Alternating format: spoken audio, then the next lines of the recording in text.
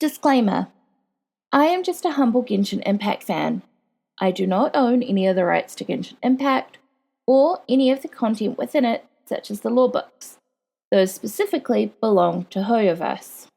What I do have, however, are friends with things like learning disabilities, such as dyslexia and ADHD, or very little free time, making reading the lore books either in-game or on wiki pages hard for them.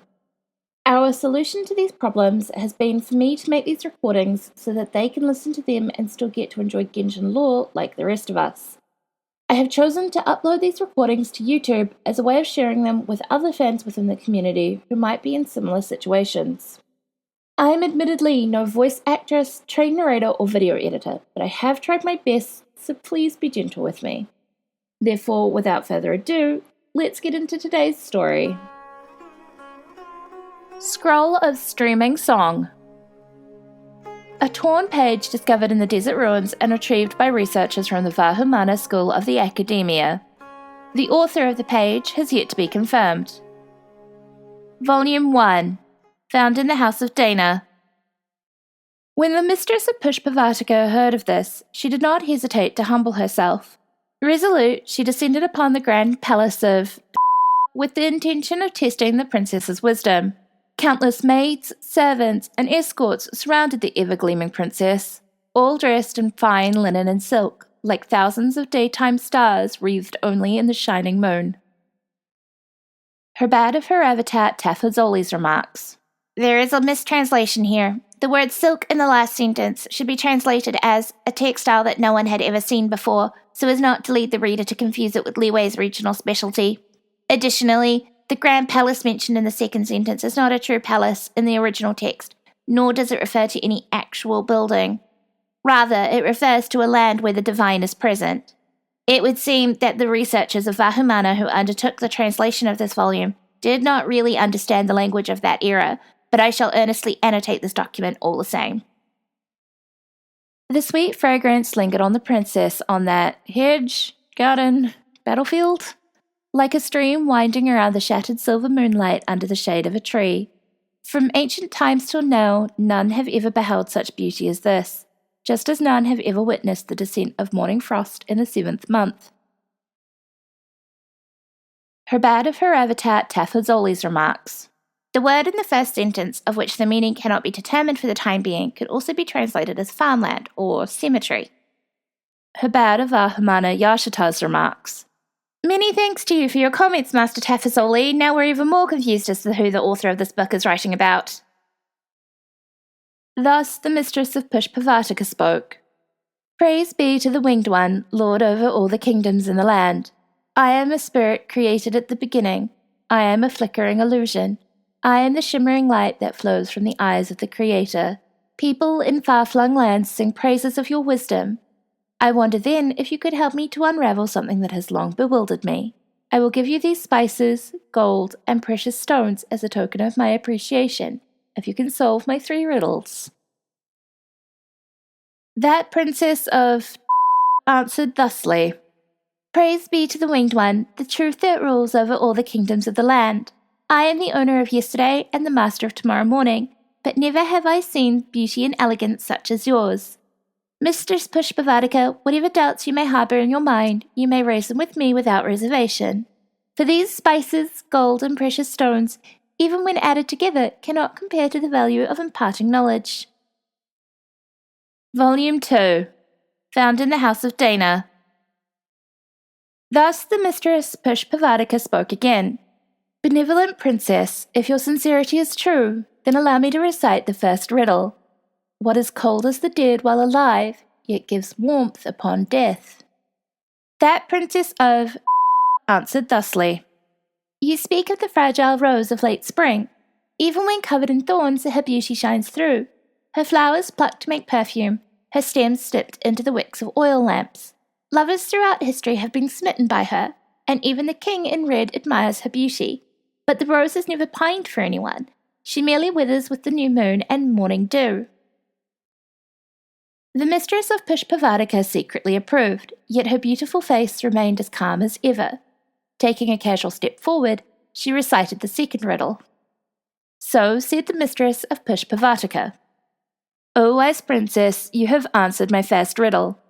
But from the stars to the abyss, many inexplicable secrets still exist in the world. O wise princess, if your wisdom is truly as the legends of the people say, please answer my second riddle as you did the first. What rises from the earth, then descends from the sky? No one has seen it, yet it sees all. As above, so below, and as the bottom, so too the top. Yet only top to bottom may be, and never bottom to top. That princess of answered thusly. You speak of the universal law created in heaven, and the divine laws established in the beginning. No one has ever seen the eternal law, yet it governs all. One may only bow down and worship Vahumana of the heavenly spirits. No arrogation, deception, or trickery is permitted. If one dares to imitate the forbidden arts, only calamity awaits at the edge of divine knowledge. Volume 3.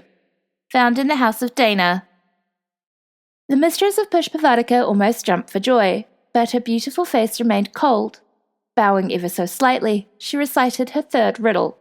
Thus said the mistress of Pushpavadika. O wise princess, you have grasped the secrets between the stars and abyss. But there are more things in this world than the transient, for some things are eternal in their brilliance. O wise princess, if your wisdom is truly as the legends of the people say, please answer my final question as you did my second riddle. What cannot stop arrows, yet can stop destruction? Cannot destroy armor, yet can destroy cities? Does not submit to envoys from above, nor kingdoms down below? What can neither gods nor demons, for all their might, prevail over? The princess of answered thusly. You speak of endless wisdom. It is what protects the civilization of It will be reborn with and remain eternal like Even if the sands of time swirl beneath its feet, it will still remain like 10 million years after. The people will rejoice because of its and it will because of them. Herbad of her avatar Tafazoli's remarks. The omissions here are not intentional. Instead, they are due to the damaged state of the book. Some omissions can be inferred from the remains of the original. Regrettably, the researchers of Vahumana who undertook the translation of this volume did not possess the relevant knowledge, so I will make up for that part. The missing word in the first segment, mine, ours, eternity, or all. The missing word in the third segment, it seems to be a person's name, but the phrase preserve remains can be inserted too. The first missing word in the fourth segment, return, or death, or rebirth. The remaining words cannot be inferred at this time. Herbad of Vahumana Yashita's remarks. You didn't think to tell me any of this at the time, huh?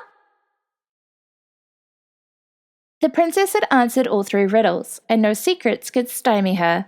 The mistress of Pushpavadika could not help but feel utmost admiration toward the princess. Thus the mistress Pushpavadika spoke. O benevolent, wise, and eternal princess, your wisdom does far surpass the legends. Blessed are your kin, fortunate are your people, for they can be by your side, heeding your teachings. And so the two princesses forged a strong alliance, and also with the king of Blood, Resentment, Red Crown, who was by their side from beginning to end. They worked together, leading the people of to eternal prosperity. Other information. Collecting all of the volumes in this book series awards the achievement Faris's Journey, which is part of the Mortal Travail Series 3 category. Pushpavadika is the Sanskrit for flower garden. Given the end of the third volume, this story may be based on the legends about Greater Lord Rukkhadevata, the princess, the goddess of flowers, Mistress Pushpavadika, and King Deshret, King of Red Crown. In Volume 1, the Winged One most likely refers to the Heavenly Principles, who was also called the Wing One by Siddharvoinen and has been described as having wings in Before Sun and Moon. The Mistress of Pushpavadika calls herself a spirit created at the beginning, which may corroborate suggestions from the finale of the Deep Galleries artifact set and Aranaka Part 3 Nursery of Lost Dreams Part 2 for the Children of the Past World Quest that the Goddess of Flowers was a survivor of the angel race. The princess calls herself the owner of yesterday and the master of tomorrow morning. This may be an allusion to Greater Lord Rukkhadevata's existence as an avatar of Irminsul, which links her to all of the memories of Teyvat.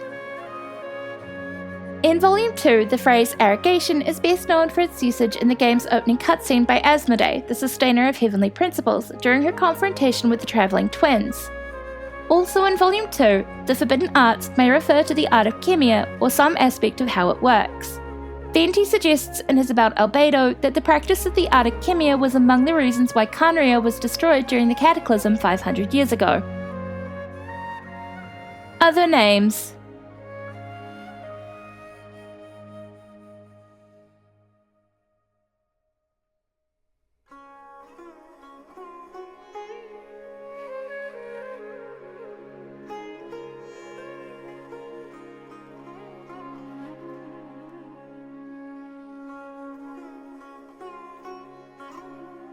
Sources.